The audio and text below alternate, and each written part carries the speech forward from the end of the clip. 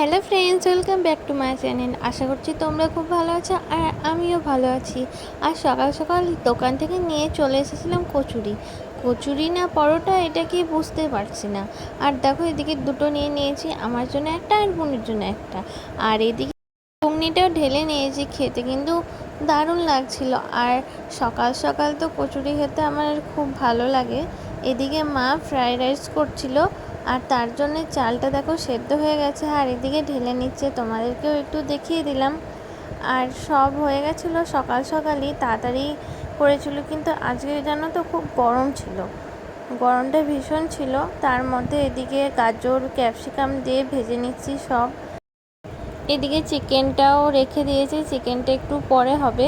আর এদিকে ছিল কাজু বাদাম আর কিশমিশ, এদিকে মা নামিয়ে নিয়েছে। একদম দেখিয়ে দিলাম কি করে ফ্রাইড রাইস, আর দেখানোর কিছু নেই। তারপর আমি একটু চিকেনটা করে নিচ্ছিলাম, মা সব রেডি করে দিয়েছে, আমাকে বললো শুধু একটু করে নে। এদিকে মিক্সিতে সব বেটে দিয়েছে, পেঁয়াজ বাটা, লঙ্কা আর যা যা লাগে, আদা রসুন সব একসাথে বেটে নিয়েছি। তাই আমি ভেজে নিচ্ছি, একসাথে দিয়ে দিয়েছি, আর সব দিয়ে ভালো করে কষিয়ে নেবো। আর চিকেনের সাথে ফ্রাইড রাইসের কম্বোটা সত্যিই দারুণ লাগে। মা সব হাতের কাছে রেডি করে দিয়েছিল, তার জন্য কোনো অসুবিধা হয়নি।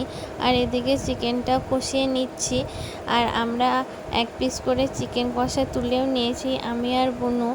টেস্ট করে দেখলাম, কিন্তু খেতে কিন্তু ভালোই হয়েছে, খারাপ না। এইদিকে ফ্রাইড রাইস, চিকেন আর মাটনটার ভিডিও করতে পারিনি, এক হাতে ফোন ধরে ভিডিও করা সম্ভব হয়নি। ফ্রাইড রাইসটা কিন্তু দারুণ লাগছিল খেতে, চিকেন কষা দিয়ে আর মাটনটা দিয়েও।